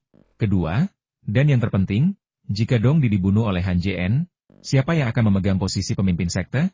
Banyak yang bahkan percaya bahwa Murong Lier sengaja membocorkan informasi kepada Han JN untuk merebut posisi pemimpin sekte, yang memungkinkan Han JN membunuh Dong Di dan dengan mudah mewarisi posisi pemimpin sekte-sekte hati kupu-kupu. Setelah Han JN mengalahkan atau membunuh para kultivator dari 5 sekte besar, Kelima sekte tersebut akan menghentikan rencana mereka untuk mencaplok sekte-sekte yang tersisa dan justru akan membunuhnya. Kultivasi Han Jien sungguh tak terduga. Tatapan tenang di matanya ketika ia mengetahui bahwa di antara tokoh-tokoh kuat yang datang terdapat seorang ahli tahap Naschen Soul, menunjukkan bahwa membunuh seorang ahli tahap Naschen Soul bukanlah hal yang mustahil baginya. Terlepas dari kekuatan Han Jien atau alasan lainnya, semua orang harus kembali, karena posisi pemimpin sekte terlalu penting. Ketika orang banyak tiba dan melihat dua mayat tergeletak di tanah, raut wajah mereka berubah.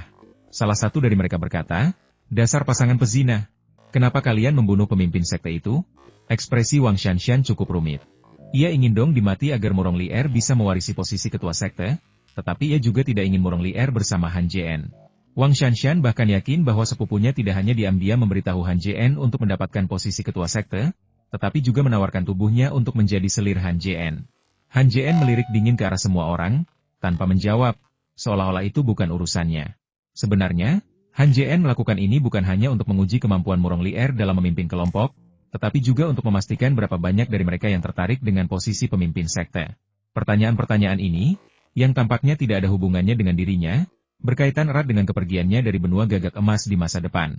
Han Jien telah memutuskan bahwa ia perlu membangun kekuatan yang sepenuhnya independen dan jaringan informasi yang luas di benua gagak emas untuk mencari tahu apakah ada batu teleportasi dan portal di benua ini, dan bagaimana cara memperoleh batu teleportasi, karena ini adalah kunci untuk meninggalkan benua gagak emas. Han Jien sangat yakin bahwa portal itu bisa membawanya ke sini bukan hanya karena portal itu pernah diserang, tetapi juga karena pasti ada portal yang saling terhubung antar benua. Jika tidak, portal ke benua gagak emas tidak akan muncul begitu saja. Han Jien tidak pantas berada di sini. Suatu hari nanti, ia akan kembali untuk membalas dendam. Han Jien bisa tetap diam, tetapi Murong Lier tidak. Ia segera berkata, "Chen Ye, jaga ucapanmu. Jangan terburu-buru mengambil kesimpulan sebelum kau memahami kebenarannya." Ia tahu jika masalah ini tidak diklarifikasi sekarang, meskipun ia bisa mewarisi posisi pemimpin sekte, sebagian besar orang di hadapannya kemungkinan besar akan mati. Ia belum lama mengenal Han Jien. Tetapi ia tahu bahwa Han Jien adalah sosok yang kejam dan tak segan-segan membunuh siapapun yang berani menyinggung perasaannya. Chen Ye mendengus dingin, melirik mayat Dongdi, dan berkata, "Jangan bilang ketua sekte itu bunuh diri. Kami tidak percaya." Murid-murid lainnya, meski diam, juga menunjukkan ekspresi tidak percaya. Murong Lier menghela napas dan berkata, "Semuanya, aku tidak ingin bicara lagi. Kalau kalian hanya memikirkan diri sendiri, jangan tanya." Ia tak bisa bicara soal Dongdi yang membunuh Han Jien. Ia tahu betul konsekuensinya. Sekalipun Han Jien tidak membunuh mereka, ia akan melumpuhkan kultivasi mereka. Ia tidak terlalu peduli dengan nyawa orang lain, tetapi ia tidak ingin terjadi apa-apa pada Wang Shanshan. Wang Shanshan bukan hanya sepupunya, tetapi juga satu-satunya keluarganya di dunia ini. Mendengar ini, sorot mata Chen Ye tampak menghina. Ia berkata dengan nada meremehkan, "Murong Lier, jangan berpikir kau berani hanya karena dipermainkan orang lain dan didukung orang lain. Jika kau biarkan dia membunuh kita semua, apa gunanya posisi ketua sekte? Apa kau ingin melihat sekte hati kupu-kupu menjadi sekte kelas 3? Ia berhenti sejenak, lalu melanjutkan, 100 tahun lagi, saat kau naik ke surga, mari kita lihat bagaimana kau menjelaskan dirimu kepada gurumu di akhirat. Banyak praktisi kultivasi tidak tahu dunia seperti apa yang akan mereka tuju setelah kematian. Banyak yang percaya pada legenda rakyat bahwa jiwa seseorang kembali ke dunia yang gelap dan suram setelah kematian, yang umumnya dikenal sebagai dunia bawah." Mendengar ini, wajah cantik Murong Lier memerah, dan dia berkata dengan malu dan marah, "Chen Ye, jangan pergi terlalu jauh." Sebelum Chen Ye sempat menjawab, Sang Zian mencibir, "Oh, aku tidak menyangka kecantikan nomor satu wilayah barat kita begitu berbeda. Kau ingin menjadi wanita berbudi luhur meskipun menjadi pelacur. Aku malu padamu." Kata-kata ini sangat sarkastis, dan rasanya seperti jarum yang tak terhitung jumlahnya menusuk hati Murong Lier. Ia menggigit bibir bawahnya, berdarah, tetapi ia tidak tahu bagaimana membantahnya. Hatinya berdarah, tetapi demi sekte dan untuk mencegah orang lain terlibat, ia hanya bisa menahannya. Tiba-tiba, Murong Lier merasa sangat dirugikan. Ia selalu memikirkan orang lain. Mengapa orang lain tidak memikirkannya? Dalam keadaan normal, mereka mungkin mempertimbangkan segala sesuatunya dari sudut pandang Murong Lier, tetapi posisi pemimpin sekte terlalu menggoda. Mereka tidak bisa mundur, dan bahkan jika mereka harus mengatakan hal-hal yang paling menyakitkan, mereka harus mendapatkan token pemimpin sekte.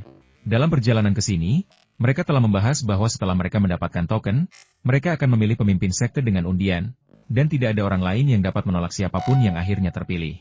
Tentu saja, ada alasan lain mengapa semua orang berbicara begitu kasar di depan Han Jien. Mereka tidak percaya Han Jien begitu menyayangi Murong Lier. Penolakannya yang tegas terhadap pendekatannya di aula utama sudah cukup untuk menunjukkan bahwa ia tidak tertarik padanya, bahkan mungkin tidak memiliki perasaan sama sekali. Lebih lanjut, meskipun Han Jien kuat, tujuannya adalah untuk mendapatkan formula pil api. Setelah mendapatkannya, ia tidak akan pernah ikut campur dalam urusan internal sekte hati kupu-kupu. Orang yang kuat memiliki kebiasaan untuk tidak mencampuri urusan orang lain. Tatapan mata dingin Han Jien dengan jelas menyampaikan pesan orang luar menjauhlah, yang semakin menegaskan keyakinan mereka. Adapun alasan dia mengatakan hal-hal itu sebelumnya, itu sepenuhnya untuk membuat marah Murong Lier. Karena mengenal Murong Lier seperti semua orang, jika dia benar-benar marah, dia akan mengambil token ketua sekte untuk membuktikan ketidakbersalahannya dan menolak untuk berpartisipasi dalam perebutan ketua sekte. Namun, dia perlu mengatur hal ini dengan hati-hati. Jika dia terlalu marah, dia mungkin malah memprovokasi Han Jien untuk bertindak. Melihat kemarahan yang semakin menjadi-jadi di mata Murong Lier, Chen Ye segera berkata, "Murong Lier, jika kau ingin membuktikan bahwa kau tidak bersalah, serahkan token itu. Aku yakin senior itu tidak akan menyimpannya." Untuk apa seseorang sekuat dia membutuhkan token dari sekte kelas 2? Kata-katanya cerdas. Sambil menyanjung Han Jien secara halus, ia sebenarnya menanyakan keberadaan token itu. Murong Lier melotot ke semua orang, tetap diam. Melihat bahwa Murong Lier tidak menjawab, semua orang tidak dapat menahan diri untuk bertanya, mungkinkah token itu benar-benar ada di tangan Han Jien? Untuk sesaat, perhatian semua orang tertuju pada Han Jien, ingin memastikan kebenarannya. Tepat ketika Chen Ye hendak meminta klarifikasi kepada Han Jien tiba-tiba mendengus dingin dan berkata, "Sudah cukup bicara kalian?" Tatapan Han Jien menyapu semua orang, dan tatapan dingin itu langsung membuat semua orang merasa seperti ditusuk jarum. Hati mereka dipenuhi ketakutan. Chen Ye terkejut, tetapi demi posisi pemimpin sekte, ia harus mencari tahu akar permasalahannya.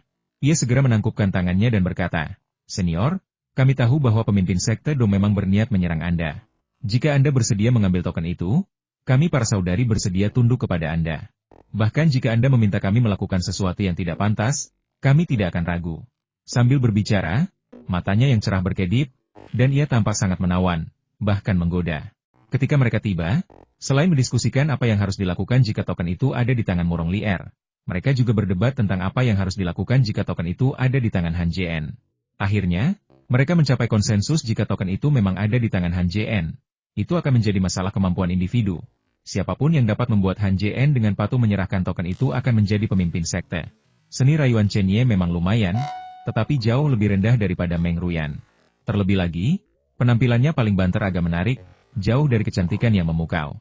Trik semacam itu mungkin berpengaruh pada kultivator biasa, tetapi bagi seseorang seperti Han Jien yang telah melihat begitu banyak wanita cantik, trik tersebut sama sekali tidak efektif. Han Jien mencibir, "Diam saja kalau kau tidak ingin mati." Wajah Chen Ye menjadi gelap, matanya dipenuhi keraguan, sebelum dia berkata, "Senior, aku tidak bermaksud apa-apa, hanya saja." Han Jien mengangkat tangan kanannya, melepaskan tekanan luar biasa yang mendarat pada Chen Ye. Chen Ye merasakan tubuhnya gemetar, lalu mundur selangkah dan memuntahkan seteguk darah. Han Jien menarik aura penindasannya, tatapannya menyapu semua orang, dan berkata, "Panggil jiwa utama kalian, atau mati." Mendengar ini, jantung semua orang berdebar kencang. Mereka saling bertukar pandang, dan masing-masing melihat ketakutan di mata satu sama lain. Meski begitu, beberapa di antara mereka enggan melepaskan posisi pemimpin sekte. Chen Ye adalah salah satunya. Ia bertanya dengan suara berat, "Senior, saya benar-benar tidak mengerti mengapa Anda memilih Murong Lier. Dalam hal apa saya lebih rendah darinya? Jika Anda memilih saya bersedia menjadi wadah kultivasi ganda Anda." "Tidak tertarik?" kata Han Jien dingin. "Ini terakhir kalinya. Siapapun yang tidak menyerahkan jiwa utamanya akan mati." Sambil berbicara, Tai mengangkat tangan kanannya, kilatan cahaya biru muncul di antara jari-jarinya, dan seberkas cahaya biru melayang di depannya. Jari energi spiritual itu berhenti di udara, berubah menjadi seberkas cahaya sepanjang sekitar 1 inci, melepaskan energi dahsyat yang membuat siapapun yang melihatnya ingin berlutut dan menyerah. Ketika Murong Lier melihat Han Jien bergerak, dia segera memberi isyarat kepada Wang Shanshan untuk bergegas dan mempersembahkan jiwa utamanya. Wang Shanshan adalah wanita yang cerdas, ia tahu bahwa gagal melepaskan jiwa utamanya berarti kematian. Ia segera membuka mulut dan memuntahkan jiwa utamanya. Para kultivator lainnya, meskipun enggan, tidak berdaya, karena mereka semua mengerti bahwa tanpa melepaskan jiwa utama mereka, kematian tak terelakkan. Menjadi pemimpin sekte adalah pilihan terbaik, tetapi tak seorang pun akan mempertaruhkan nyawa mereka jika mereka tidak bisa. Dalam sekejap, ke-20 kultivator itu memuntahkan jiwa utama mereka dan terbang ke sisi Han Jien. Han Jien mengangkat tangan kanannya dan melambaikannya dengan santai. Jiwa-jiwa utama diselimuti oleh suatu kekuatan dan datang ke sisi Murong Lier. Semua orang sedikit terkejut, bertanya-tanya mengapa Han Jien melakukan ini. Begitu pula dengan Murong Lier, dia menoleh ke arah Han Jien dan bertanya dengan bingung, "Rekan Taoishan, ini..." Sebelum dia sempat menyelesaikan ucapannya, Han Jien memotongnya dan berkata, "Mereka setia padamu, bukan aku." Murong Lier sangat cerdas, dan ia langsung mengerti. Ia membungkuk sedikit dan berkata dengan penuh terima kasih, "Rekan Taoishan, jika ada yang bisa saya bantu di masa mendatang, saya akan berusaha sebaik mungkin." Han Jien telah menunggu kata-kata ini. Setelah selesai berbicara, Murong Lier mengangguk kecil dan berkata, "Ayo pergi, kembali ke lembah pemurnian." Mendengar ini, semua orang kembali bingung. Wang Shanshan buru-buru bertanya, "Senior, lembah pemurnian hanyalah sekte kecil. Bukankah terlalu berbahaya bagi kita untuk pergi ke sana?" Han Jien menatap semua orang dengan tatapan meyakinkan dan berkata, "Jangan khawatir, mereka tidak akan menemukan kita." Lalu ia menambahkan, "Aku masih kekurangan beberapa ramuan untuk menyempurnakan pil api." Mendengar ini, semua orang langsung mengerti maksud Han Jien. Chen Ye menepuk tas penyimpanan di pinggangnya, dan semua ramuan obat melayang di hadapannya. Ia berkata, "Senior, silakan ambil ramuan obat apapun yang kau butuhkan." Mungkin karena ia telah menyinggung Han Jien sebelumnya dan takut akan pembalasannya, ia pun segera mengambil semua ramuan obat itu, yang juga merupakan cara untuk memanfaatkan uang demi menghindari masalah. Han Jien tidak menjawab, tetapi diam-diam mengirimkan suaranya kepada Murong Lier, dan memberitahunya nama-nama 5 tanaman obat. Murong Lier mengerti, tatapannya menyapu ramuan obat, lalu ia menggelengkan kepala dengan santai. "Tidak." Kemudian, dengan sedikit kedutan di dahinya, yang lain melanjutkan mengambil ramuan obat. Selanjutnya, semua orang mengeluarkan ramuan obat mereka. Harus diakui, orang-orang ini telah mengumpulkan banyak sekali ramuan. Mulai dari rumput vireline yang selalu hijau hingga ramuan langka yang telah ada selama ribuan tahun, mereka dapat menemukan hampir semuanya. Entah karena keberuntungan Han Jien atau karena banyaknya ramuan yang dikumpulkan semua orang, mereka menemukan 4 dari 5 jenis ramuan yang tersisa, hanya satu yang hilang, yaitu rumput esensi api. Setelah mengumpulkan 4 ramuan obat, Han Jien dan yang lainnya terbang menuju lembah pemurnian. Dalam waktu setengah hari, rombongan itu tiba di kaki pegunungan tempat lembah pemurnian senjata berada. Bahkan sebelum memasuki pegunungan itu, mereka melihat lebih dari 1.000 murid sekte hati kupu-kupu berdiri di lereng gunung di depan. Para murid ini diperintahkan untuk menunggu di sana. Melihat rombongan itu tiba tetapi tidak melihat Dong Di, mereka terkejut. Salah satu murid melangkah maju dan bertanya, "Penatua Chen, di mana Master Sekte?" Ekspresi Chen Ye berubah serius saat ia berkata dengan suara berat, "Pemimpin sekte lama gugur dalam pertempuran, dan kini telah terpilih seorang pemimpin sekte baru." Sambil berbicara, ia menunjuk ke arah Murong Lier di sampingnya dan berkata, "Mulai sekarang, Murong Lier akan menjadi pemimpin sekte baru sekte hati kupu-kupu." Mereka semua adalah murid berpangkat rendah dan tidak berhak berpartisipasi dalam pemilihan ketua sekte. Meskipun mereka merasa hal ini agak aneh, mereka tidak menganggapnya serius dan berkata serempak, "Salam, ketua sekte." Semua murid berteriak serempak, dan suara mereka begitu keras hingga dapat terdengar jelas dalam radius 3 mil. Murong Lier terbatuk pelan, memberi isyarat kepada semua orang untuk berhenti berteriak, lalu berkata dengan suara berat semuanya, "Pertama-tama, saya turut berduka cita atas meninggalnya Master Sekte Dong. Ini merupakan kehilangan bagi sekte hati kupu-kupu. Namun, hidup terus berjalan dan perjuangan terus berlanjut. Kita tidak bisa selamanya berkubang dalam kesedihan. Kita harus menghadapi kenyataan, bekerja keras untuk berkultivasi, dan membuat sekte hati kupu-kupu kembali kuat." Melihat antusiasme para murid yang meningkat, Murong Lier melanjutkan, "Pertama, saya harus mengumumkan sesuatu. Mulai hari ini, sekte hati kupu-kupu akan memiliki tetua kehormatan pertamanya, yaitu Rekan Daoishan di samping saya." Ia melirik Han Jien di sampingnya dan berkata, "Mungkin banyak dari kalian yang tidak mengenal Rekan Daoishan. Jika saya memberitahu kalian bahwa Rekan Daoishan dapat sendirian mengusir para kultivator dari 5 sekte besar dan membunuh 2 wakil ketua sekte, dapatkah kalian bayangkan kekuatannya?" Mendengar ini, semua orang terkesiap, terutama para kultivator tahap pendirian fondasi tahap akhir. Awalnya mereka meremehkan Han Jien menjadi sesepuh, tetapi setelah mendengar kata-kata Murong Lier, mereka semua tercengang. Wakil ketua sekte dari 5 sekte besar memiliki tingkat kultivasi yang sangat tinggi, namun Han Jien sendirian berhasil menghalau mereka. Seberapa kuatkah dia?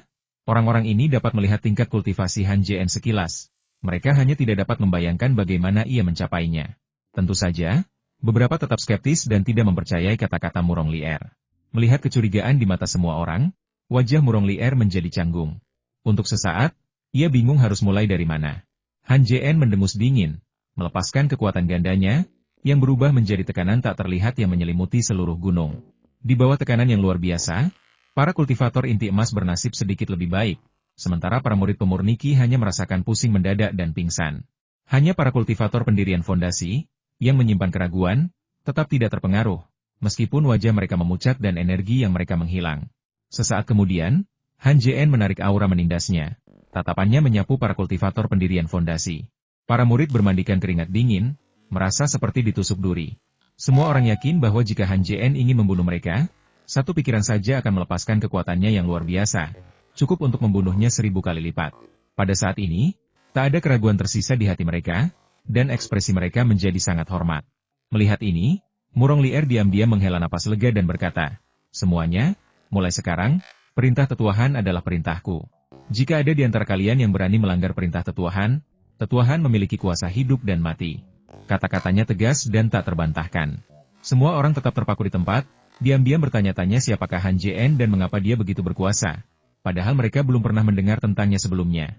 Setelah Murong Lier selesai berbicara, dia melambaikan tangannya dan berkata, "Semuanya, ikutlah denganku ke lembah pemurnian." Sesaat kemudian, ribuan kultivator tiba di luar lembah pemurnian. Han Jien menggunakan indera spiritualnya untuk berkomunikasi dengan Yao Fei. Sesaat kemudian, barisan lembah pemurnian senjata terbuka, dan Yao Fei muncul bersama sekelompok murid. Ketika melihat pemandangan di hadapannya, ia sedikit terkejut, lalu menangkupkan tangannya dan berkata, "Murid Yao Fei memberi salam." Pada titik ini, ia ragu-ragu, tidak yakin bagaimana cara memanggil Han Jien. Logikanya, ia seharusnya memanggil Han Jien guru. Namun, statusnya saat ini berbeda. Sebagai wakil guru lembah pemurnian senjata, jika ia memanggilnya seperti itu, bagaimana para murid di lembah akan memandangnya? Han Jien mengerutkan kening dan melambaikan tangannya sambil berkata, "Aktifkan formasi dan biarkan mereka masuk." Mendengar ini, Yao Fei terkejut lagi dan buru-buru bertanya, "Senior, mengapa Master Lembah tidak kembali bersamamu?" "Dia sudah mati," kata Han Jien acuh tak acuh, seolah-olah kematian Yao Qiguang tidak ada hubungannya dengan dirinya. Wajah Yao Fei menggelap, berubah pucat pasi. Tepat saat ia hendak menyelesaikan ucapannya, ia mendengar Han Jien berkata, "Mulai hari ini, kau adalah Master Lembah dari lembah pemurnian senjata. Jika ada yang berani melanggar perintah, kau tahu apa yang harus dilakukan, kan?" Sambil berbicara, ia menepuk-nepuk tas penyimpanan di pinggangnya, menyerahkan cincin ibu jari yang melambangkan statusnya sebagai Master Lembah dari lembah pemurnian senjata kepada Yao Fei, dan diam-diam menyampaikan suaranya, "Kuharap kau tidak mengecewakanku." Kultivasi Yao Fei telah meningkat dari tingkat ke-5 pemurnian Qi ke tingkat ke-10, dan ia dapat mencapainya kapan saja. Ia dapat mencapai levelnya saat ini sepenuhnya berkat Han Jien. Meskipun ia menjadi pelayan Han Jien, ia tidak menyesal. Jika ia tidak bertemu Han Jien, ia tidak akan memiliki level kultivasi seperti saat ini. Karena itulah Yao Fei sangat berterima kasih kepada Han Jien. Ia membungkuk sedikit dan berkata dengan hormat, "Para senior, silakan masuk." Setelah semua orang tiba di lembah, Han Jien meminta Yao Fei untuk memimpin semua murid ke ruang terbuka di tengah lembah, dan kemudian mengangguk ke arah Murong Lier. Murong Lier mengingat dan berkata dengan suara berat, "Semuanya, sekte hati kupu-kupu telah dikalahkan oleh 5 aliansi besar. Tak lama lagi mereka akan menyerang ke sini. Rekan Daois Yao dan saya telah membahasnya dan memutuskan untuk menjadikan rekan Daois Han sebagai pemimpin kedua sekte, memimpin mereka untuk melawan 5 aliansi besar. Jika ada yang tidak puas, silakan berdiri." Karena apa yang telah terjadi sebelumnya, semua pengikut sekte hati kupu-kupu mengetahui kekuatan Han Jien, dan tidak ada seorang pun di sekte tersebut yang melangkah maju. Meskipun Yao Yueyang telah kehilangan sebagian ingatannya, ia tetaplah murid senior sekte tersebut. Ia segera berdiri dan berkata dengan nada kesal, "Aku tidak yakin. Ayahku adalah penguasa lembah pemurnian senjata. Mengapa harus dia yang dipilih? Jika kita berbicara tentang tingkat kultivasi, seharusnya dia dipilih dari antara para tetua. Jika kita berbicara tentang status, seharusnya aku yang dipilih. Yao Fei tidak layak menjadi penguasa lembah pemurnian senjata. Dan senior Han itu tidak layak menjadi pemimpin aliansi antara kedua sekte." Yao Yueyang memiliki pengaruh yang cukup besar di lembah pemurnian. Setelah seruannya, banyak pendukungnya ikut berteriak, membalas dengan lantang. Teriakan itu menggema di seluruh lembah. Yao Fei tampak malu dan terus melirik Han Jien. Han Jien mendengus dingin, tatapannya tertuju pada Yao Yueyang, dan berkata dengan muram, "Kamu seharusnya sudah mati sejak lama." Mendengar ini, banyak orang tidak mengerti makna di balik kata-kata itu dan diam-diam mulai berspekulasi tentang kapan Yao Yueyang telah menyinggung Han Jien. Han Jien mengangkat sebelah alisnya, cahaya biru menyambar di matanya, lalu dia melesat maju menuju Yao Yueyang dengan kecepatan luar biasa. Melihat cahaya biru melesat ke arahnya, Yao Yueyang mendengus dingin, menepuk-nepuk tas penyimpanan di pinggangnya, dan memanggil perisai abu-abu untuk menghadangnya. Lalu ia berkata dengan dingin, "Apa? Kau, seorang ahli tahap pembentukan fondasi, ingin membunuhku untuk membungkamku?" Sambil berbicara, ia menyalurkan energianya ke dalam perisai, dan perisai itu langsung memancarkan cahaya merah yang menyilaukan. Perisai yang dipanggil Yo Yueyang memiliki kemampuan bertahan yang luar biasa kuat. Bahkan seorang kultivator tahap pendirian fondasi pun tak mampu melukainya. Selama lebih dari setahun, sebuah pertanyaan terus terngiang di benaknya kemana perginya kipas gunung dan sungai. Ia telah bertanya kepada ayahnya tentang hal itu, tetapi ayahnya akan marah besar dan melarangnya menyebutkannya lagi. Secara pribadi, ia juga telah bertanya kepada banyak murid, tetapi tak satu pun dari mereka yang tahu keberadaan kipas gunung dan sungai. Baru saja, ketika Yo Yueyang melihat Han Jien, ia samar-samar merasa bahwa hilangnya gunung dan sungai Fen berkaitan erat dengan Han Jien. Itulah sebabnya ia kehilangan kendali atas emosinya dan langsung mengkonfrontasi Han Jien ketika Murong Lier mengusulkan untuk menjadikan Han Jien sebagai pemimpin aliansi. Selain alasan ini, ada faktor yang lebih penting, ayahnya telah meninggal. Jika ia tidak bertindak sekarang, fondasi berusia seabad yang telah diletakkan ayahnya untuk lembah pemurnian senjata akan diserahkan kepada orang lain. Saat cahaya biru itu terbang ke arah Yo Yueyang, semua orang menoleh. Ada yang mencibir, ada yang khawatir, dan banyak yang menonton dengan geli. Dalam sekejap mata, cahaya biru itu tiba di hadapan Yo Yueyang, mendarat di perisai. Dengan bunyi kerak, perisai itu hancur berkeping-keping, berhamburan ke segala arah. Kemudian, cahaya biru itu kembali menyambar, melesat langsung ke tubuh Yo Yueyang.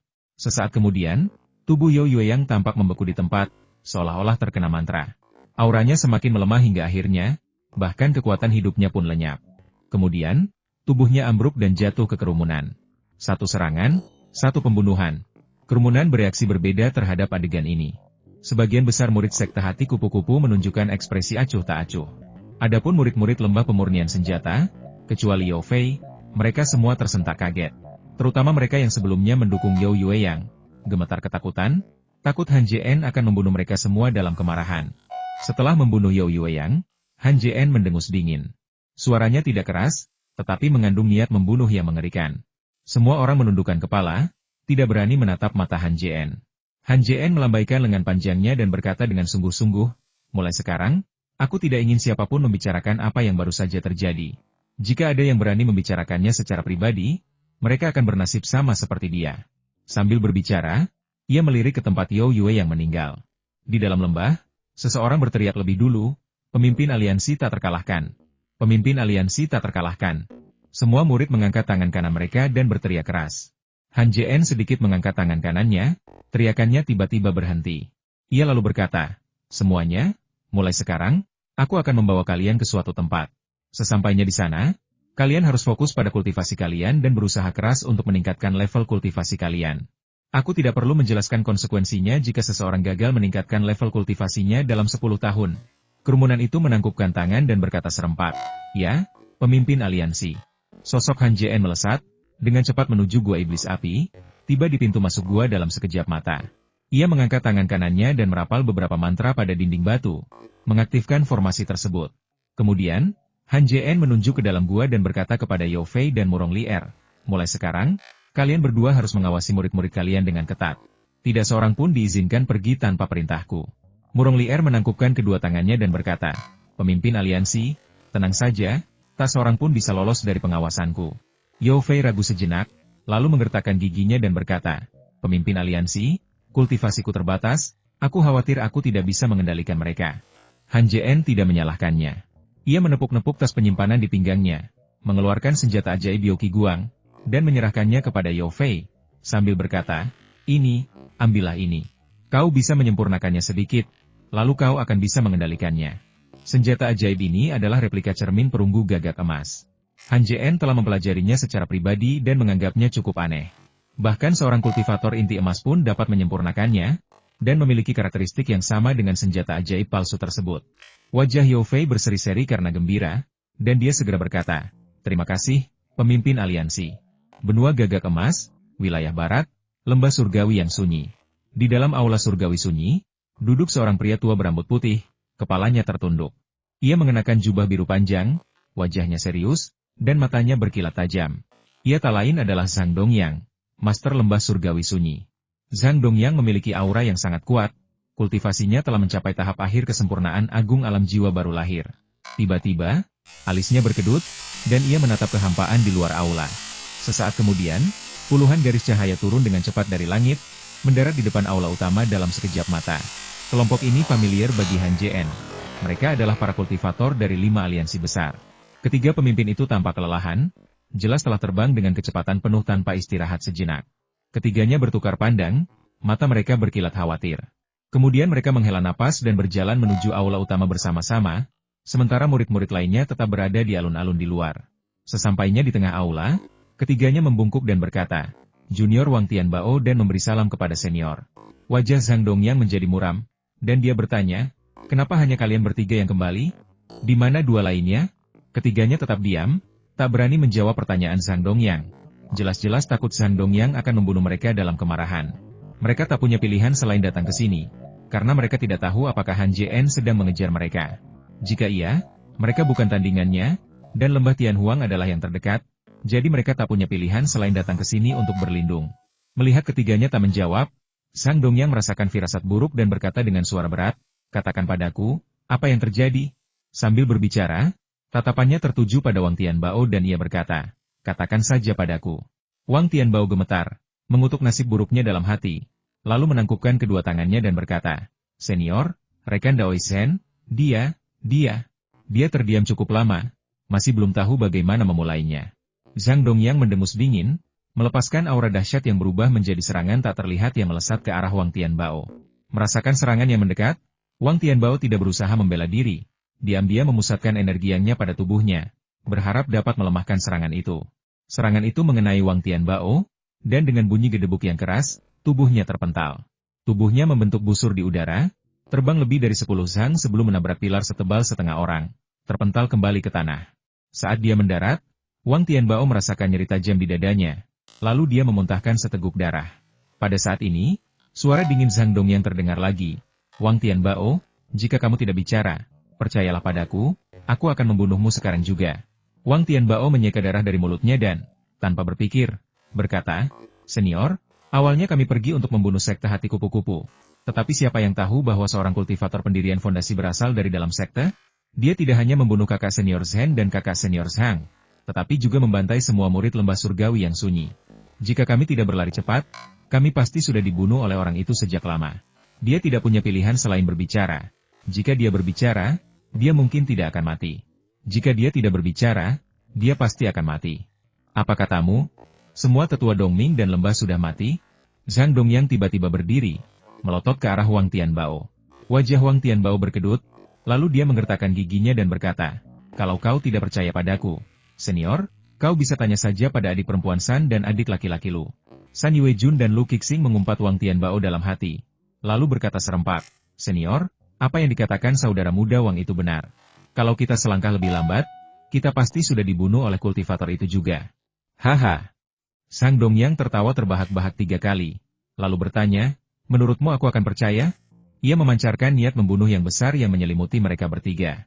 Wajah ketiga pria itu menjadi muram, dan mereka berlutut di tanah bersamaan, memohon belas kasihan, "Senior, kami sungguh tidak berbohong kepadamu. Jika kamu tidak percaya, kamu bisa bertanya kepada murid-murid yang lain." "Tanya murid-murid lain?" Zhang Dongyang mencibir, berjalan menuju kerumunan selangkah demi selangkah. Sesaat kemudian, ia tiba di depan San Yuejun.